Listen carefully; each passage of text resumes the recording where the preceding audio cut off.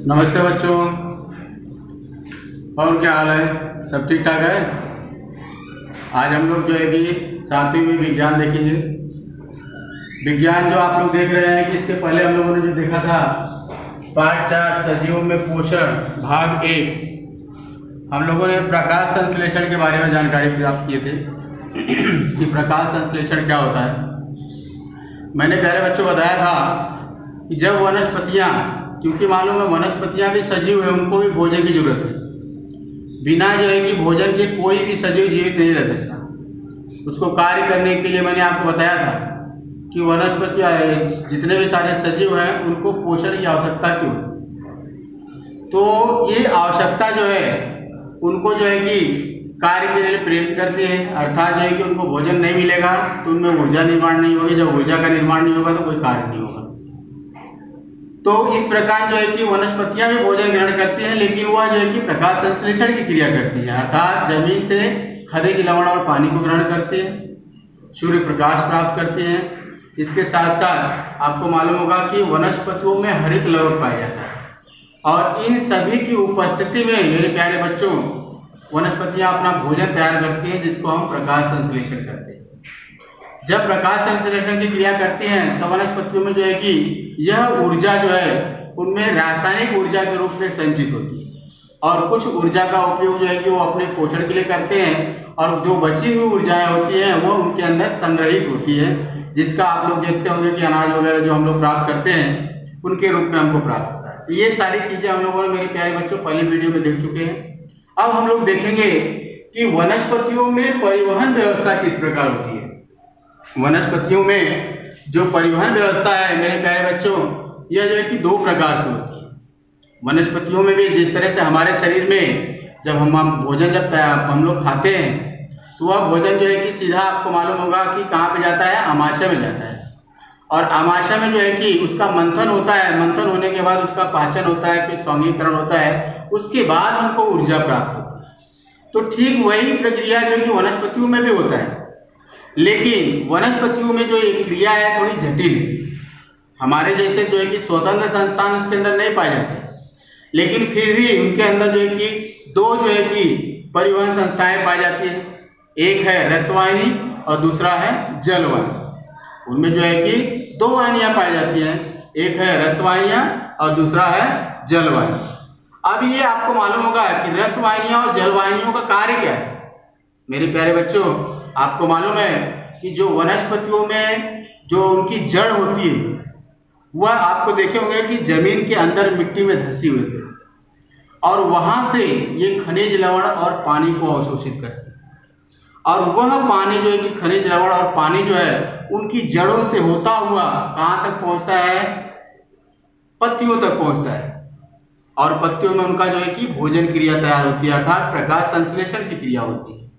अब प्रकाश संश्लेषण की जब क्रिया होने के बाद जब भोजन तैयार हो जाता है, तब वह वनस्पतियों की उन पत्तियों से जो है कि रसवाहिनियां जो होती हैं वहां से जो है कि उस खाद्य पदार्थ को वनस्पतियों को प्रत्येक भागों तक पहुंचाती है। उनके तने, उनके जो है कि जड़ों तक, उनकी पत्तियों तक, सभी भागों तक पहुंचाने का काम जो है रसवाहिनियां करती हैं। इस प्रकार जो है उनके अंदर जो है कि 2 प्रकार की वाहिनियां होती हैं, एक जलवाहिनियां और दूसरी है रसवाहिनियां। तो आपको मालूम है मेरे प्यारे बच्चों, अगर इसको आप देखना चाहते हैं तो आप आराम से इसको जो है कि आप कर सकते हो घर पे। एक काम करने का, एक जो है कि कुम्हड़ा जानते हैं, जिसको हम लोग गाँव में कोहड़े के नाम से जानते हैं, उसकी देखे होंगे कि पत्तियां बड़ी बड़ी होती हैं। यहाँ पे आप देख रहे हैं ये आम की पत्ती है। अब ये आम की पत्ती जो है आपको देखे होंगे तो इस प्रकार आपको दिखाई देती है, लेकिन कुम्हड़े की जब पत्ती को अगर आप देखेंगे तो उसकी पत्तियां बड़ी बड़ी होती हैं, और आप देखेंगे तो पारदर्शी होती है, अर्थात उनकी पत्तियां बहुत पतली होती हैं। उसके अंदर की जो जितनी भी सारे आप लोग देखेंगे यहाँ पर जो आप लोग को दिख रहा है जो सिराएं आपको दिख रही है यहाँ पे, इतनी बारीक बारीक सिराएं हैं, लेकिन कुम्हड़े में अगर आप देखेंगे तो उसकी सिराएं जो है कि मोटी मोटी और बड़ी बड़ी होती है। तो एक क्या करने का, एक गमला ले लीजिए, गमला जो है कि ले लीजिए, या कोई पात्र ले लो, एक पात्र के या बीकर ले लीजिए, उस बीकर में थोड़ा पानी डालिए, और पानी डालने के बाद एक कुम्हड़े का तना लेकर ऐसे ही मालूम है आप उसकी प्रताड़ को अर्थात जो है कि उसकी ऐसे भाग को काट लीजिए, उसमें 2-3 पत्तियां होना चाहिए। अब उसको काटने के बाद उस जो है कि बीकर में जिसमें आप पानी डाले हो उसमें डाल दीजिए, और डालने के बाद उसके अंदर 2 से लेकर 7 या 8 बूंद जो है आप जो है कि स्याही डाल दीजिए, इंक डाल दीजिए या कोई कलर डाल दीजिए। अब 2-4 घंटे के बाद आप जो है कि उसका निरीक्षण कीजिए, तो आपको मालूम होगा कि वह जो है कि स्याही अर्थात जब पानी के अंदर जब स्याही डालते हैं तो वो पूरा पानी का रंग बदल जाता है, अर्थात नीले रंग का हो जाता है। और वह नीला रंग आप देखेंगे कि तने से होते हुए आप देखेंगे तो कुम्हड़े की पूरी पत्तियों में आपको दिखाई देता है वह नीला रंग। तो इस प्रकार हमको मालूम पड़ जाता है कि वनस्पतियों में जड़ों से जो है कि वह खनिज लवण और पानी जड़ों से तने तक और तने से पत्तियों तक पहुंचता है, वो आसानी से हम उसके अंदर चेक कर सकते हैं। तो इस प्रकार आप जो है कि उसको देख सकते हैं कि किस प्रकार जो है कि वनस्पतियां अपना परिवहन अर्थात जो है कि किस प्रकार जो है कि खाद्य पदार्थों का एक स्थान से दूसरे जगह स्थान तक जो है कि पहुंचाती है। तो यहाँ पे मैंने कुछ लिखा भी है, उसको जरा देख लीजिए। जैसे आप देखेंगे यहाँ पर कि वनस्पतियों की जो परिवहन व्यवस्था देख लीजिए। वनस्पतियों में जलवाहिनी और रसवाहिनी के रूप में 2 परिवहन व्यवस्थाएं होती हैं। जड़ों से पानी और लवण वनस्पति के अन्य सभी ऊपर के अंगों तक पहुंचाने का काम जलवाहिनी करती है। प्रकाश संश्लेषण द्वारा पत्तियों में तैयार हुआ अन्न वनस्पति के अन्य अंगों के उपयोग और भंडारण हेतु लेकर जाने का कार्य रसवाहिनी करती है। इस प्रकार की परिवहन व्यवस्था होने पर भी वनस्पतियों में स्वतंत्र पाचन संस्थान और उत्सर्जन संस्थान नहीं होते। आपको मालूम पड़ गया है मेरे प्यारे बच्चों, इसमें केवल जो है 2 प्रकार की जो है कि परिवहन व्यवस्थाएं होती हैं, एक रसवाहिनी होती है और एक जलवाहिनी होती है। रसवाहिनियों का काम जो होता है जमीन से खनिज लवण और पानी को जो है कि वनस्पतियों की पत्तियों तक पहुंचाना, और पत्तियों में जो है कि तैयार हुआ अर्थात भोजन, जिसको हम प्रकाश संश्लेषण के माध्यम से तैयार किए गए भोजन को बोलते हैं, वह वहां से तैयार होकर रसवाहिनियों के माध्यम से वनस्पतियों के प्रत्येक भागों तक पहुंचाया जाता है। अब ये दोनों क्रियाएं होने के बावजूद भी आपको मेरे प्यारे बच्चों मालूम होगा कि जिस तरह से हमारे अंदर जो है कि स्वतंत्र संस्थान पाए जाते हैं, स्वतंत्र संस्थान मतलब जितने भी सारे संस्थान हैं अलग अलग है, जिसमें आप देख रहे हैं कि हमारे जो है कि पाचन संस्थान, रक्त परिसंचरण संस्थान, श्वसन संस्थान।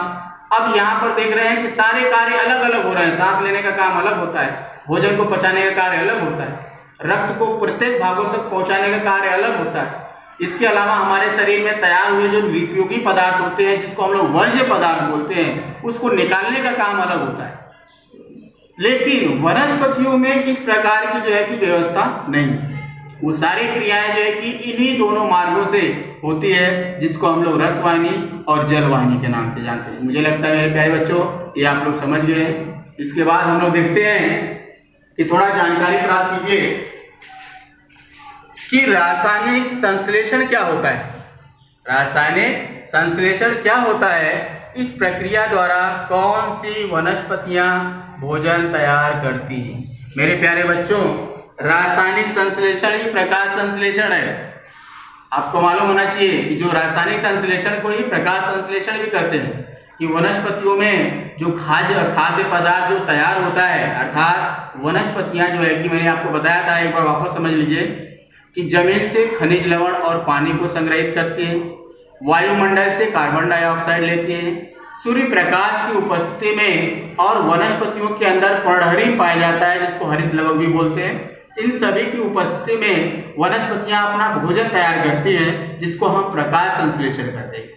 अब यह प्रकाश संश्लेषण की क्रिया में जो तैयार हुआ खाद्य पदार्थ होता है, इससे यह जो है कि रासायनिक ऊर्जा के रूप में मेरे प्यारे बच्चों वनस्पतियों में क्या होता है, संचित होता है, इकट्ठा होता है। इसी को हम लोग जो है कि रासायनिक संश्लेषण करते हैं।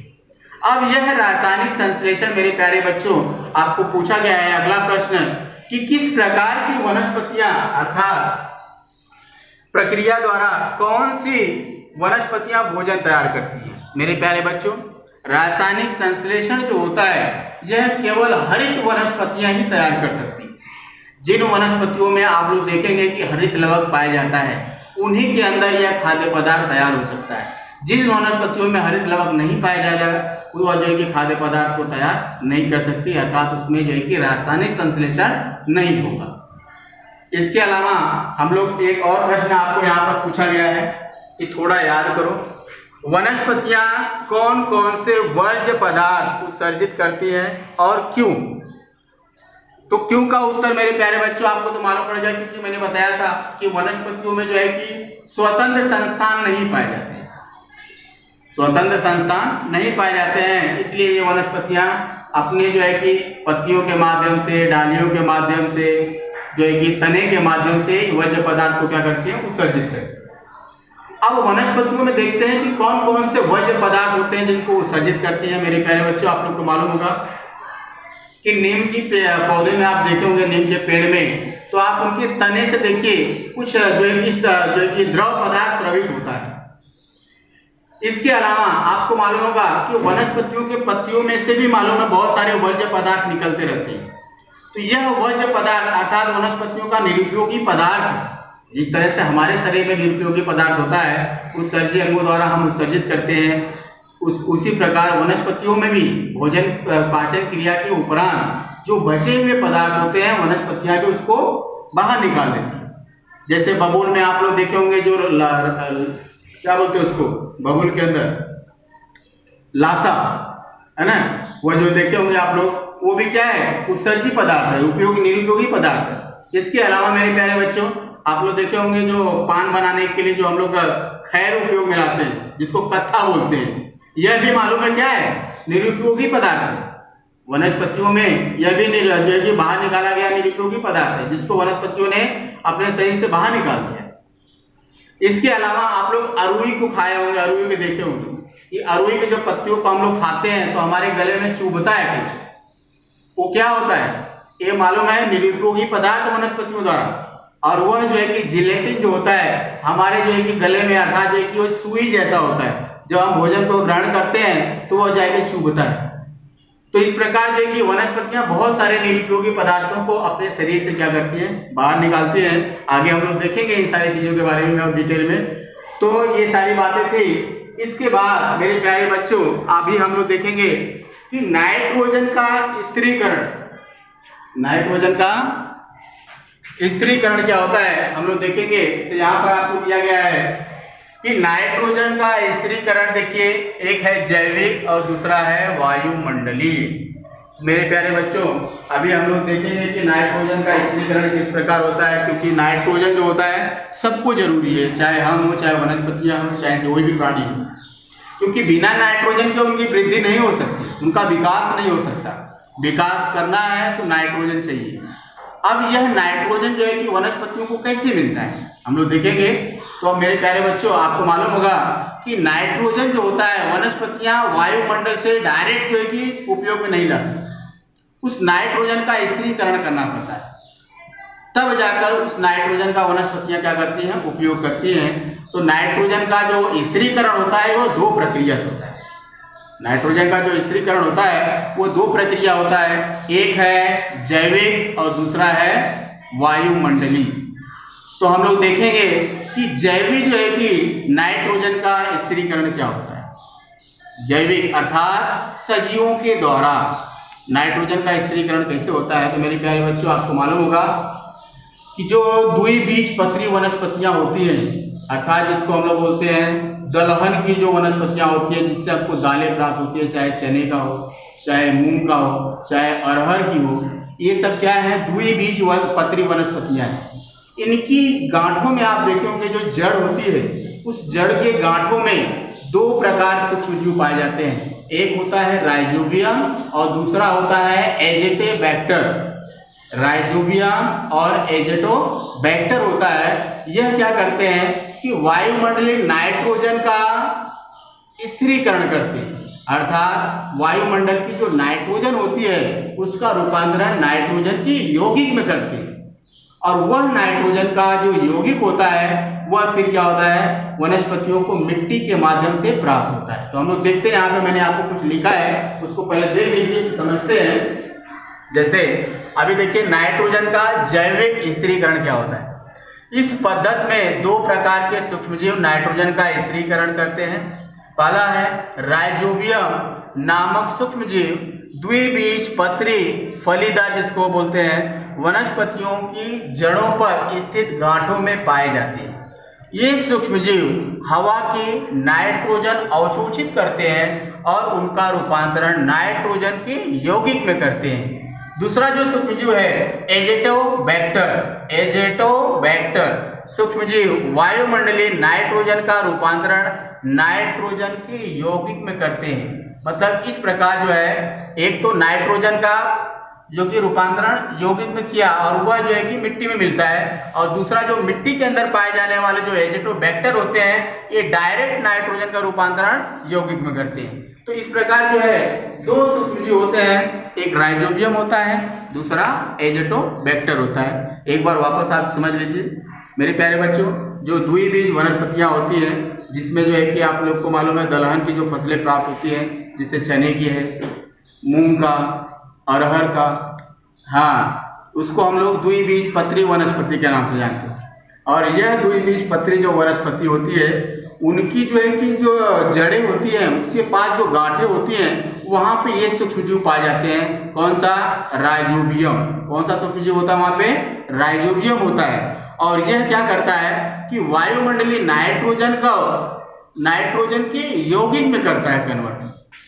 वायुमंडलीय नाइट्रोजन का रूपांतरण कहाँ करता है? नाइट्रोजन के यौगिक में करता है, और फिर यह यौगिक क्या होता है? मिट्टी में मिश्रित हो जाता है, और फिर वनस्पतियां इस यौगिक का उपयोग करती हैं। दूसरा जो है कौन सा? एजेटोबैक्टर। यह क्या है? मिट्टी में पाया जाता है। यह वनस्पति गांठों में नहीं होता मेरे प्यारे बच्चों, यह मिट्टी में पाया जाता है, और मिट्टी में से ही डायरेक्ट वायुमंडलीय नाइट्रोजन का यौगिक में रूपांतरण करता है, और इस प्रकार वनस्पतियों को नाइट्रोजन प्राप्त होता है, और जिसका उपयोग वनस्पतियां अपनी वृद्धि और विकास के लिए करती हैं। तो यह कौन सा था? पहला आप लोगों को मैंने बताया जैविक स्थिरीकरण, क्योंकि सजीवों के द्वारा हो रहा है इसलिए इसका नाम है जैविक स्थिरीकरण। अब हम लोग देखेंगे नाइट्रोजन का वायुमंडलीय स्थिरीकरण। नाइट्रोजन का वायुमंडलीय स्थिरीकरण अर्थात नाइट्रोजन का जो है कि वायुमंडल में ही किस प्रकार स्थिरीकरण होता है, उसको हम देखेंगे। तो आप लोग सभी को मालूम होगा कि जब बरसात का मौसम आता है तो आप लोग देखे होंगे कि आसमान में खूब बिजली चमकती है, और यही बिजली की जब चमक होती है उसी समय जो है कि इनका स्थिरीकरण शुरू हो जाता है। मेरे प्यारे बच्चों, आपको मालूम होगा उस समय जो है जब आसमान में बिजली चमकती है तो वायुमंडलीय जो नाइट्रोजन होती है वह ऑक्सीजन के साथ उनका संयोग होता है, अर्थात अभिक्रिया होती है, और उनका जो है कि किसमें रूपांतरण होता है? नाइट्रिक ऑक्साइड में होता है। उनका रूपांतरण किसमें होता है? नाइट्रिक ऑक्साइड होता है, नाइट्रिक ऑक्साइड बनता है, और इस नाइट्रिक ऑक्साइड का वापस ऑक्सीकरण होता है। वापस जो है कि ऑक्सीजन के साथ सहयोग करते हैं, और फिर इसका ऑक्सीकरण और हो जाता है, तब क्या बनता है? नाइट्रोजन डाइऑक्साइड बनता है। और यह नाइट्रोजन डाइऑक्साइड क्या होता है? बरसात के पानी में घुल जाता है, और बरसात के पानी में जब ये घुलता है तब इसके पानी मिलने से इसका रूपांतरण नाइट्रिक अम्ल में हो जाता है, और यह नाइट्रिक अम्ल जो होता है बरसात के पानी के साथ घुलकर कहाँ पे आता है? जमीन पे आ जाता है। और जमीन में मेरे प्यारे बच्चों आपको मालूम होगा बहुत सारे एलिमेंट्स पाए जाते हैं, बहुत सारे जो है खनिज पाए जाते हैं, और यह खनिज जो है इस नाइट्रिक अम्ल के साथ अभिक्रिया करता है, और इसका रूपांतरण किसमें कर देता है? क्षार में कर देता है, अर्थात यौगिक में रूपांतरण हो जाता है, और इस यौगिक का उपयोग वनस्पतियां अपने वृद्धि के लिए करते हैं। इसी को हम लोग बोलते हैं नाइट्रोजन का स्थिरीकरण। देखते हैं यहाँ पे लिखा गया है, तो एक बार देख लेते हैं। तो आपको देखिए यहाँ पर कि नाइट्रोजन का वायुमंडलीय स्थिरीकरण क्या होता है। देखिए, हवा की नाइट्रोजन तथा ऑक्सीजन का रासायनिक संयोग होता है, इससे नाइट्रिक ऑक्साइड बनता है। ध्यान देना, पहले क्या बनता है? नाइट्रिक ऑक्साइड बनता है। इस नाइट्रिक ऑक्साइड का पुनः ऑक्सीकरण होकर नाइट्रोजन डाइऑक्साइड बनता है। इस नाइट्रिक ऑक्साइड का पुनः ऑक्सीकरण होता है और नाइट्रोजन डाइऑक्साइड बनता है। यह नाइट्रोजन डाइऑक्साइड बारिश के पानी में घुलकर नाइट्रिक अम्ल बनाता है, अर्थात नाइट्रिक अम्ल में रूपांतरित हो जाता है और यह नाइट्रिक अम्ल बरसात के जल के साथ जमीन पर आता है। इस अम्ल का जमीन के विविध खनिजों के साथ अभिक्रिया होकर क्षार में रूपांतरित हो जाता है। इस यौगिक रूप नाइट्रोजन का उपयोग वनस्पतियां अपनी वृद्धि के लिए करती हैं। मेरे प्यारे बच्चों, तो इस प्रकार जो है कि नाइट्रोजन का स्थिरीकरण हो गया। यह नाइट्रोजन का स्थिरीकरण वनस्पतियों के लिए बहुत महत्वपूर्ण है, क्योंकि यहाँ आपको मालूम होगा कि जहाँ पे नाइट्रोजन नहीं मिलता है वहाँ पे वनस्पतियों का वृद्धि विकास नहीं होता है, वनस्पतियाँ कमजोर हो जाती हैं, कुछ समय के बाद समाप्त हो जाती हैं। तो मेरे प्यारे बच्चों, तो इस तरह जो है कि नाइट्रोजन का स्थिरीकरण हो चुका है। अर्थात जो है कि यहाँ पे आपका जो है कि यह वीडियो जो है कि समाप्त हो रही है। यहाँ पे आपको कुछ गृह कार्य दिए गए हैं और इस गृह कार्य को जो है कि कीजिए। जैसे आपको पहला दिया है कि वनस्पतियों की परिवहन व्यवस्था पर आपको टिप्पणी लिखना है। ये सारी परिवहन व्यवस्था मैंने आपको बता दिया है कि किस तरह से वनस्पतियों में जो है कि खाद्य पदार्थ का जो है कि परिवहन होता है, पानी का परिवहन होता है, सारी चीजें मैंने आपको बताया, तो उसके ऊपर आपको टिप्पणी लिखना है। दूसरा है वनस्पतियों में नाइट्रोजन का स्थिरीकरण किस प्रकार होता है, जो मैंने आपको दो चीजें बताया, एक जैविक विधि और दूसरा वायुमंडलीय विधि। तो आप मेरे प्यारे बच्चों इस गृह कार्य को अच्छी तरह से कीजिए। और गृह कार्य कब अच्छी तरह से करोगे, जब आप ज़्यादा से ज़्यादा वीडियो को देखोगे और देखने के साथ साथ यह गृह कार्य करके शुक्रवार और शनिवार को अपने ग्रुप में इसको भेजिए। इसी के साथ मैं अपनी वाणी को विराम देता हूँ। धन्यवाद।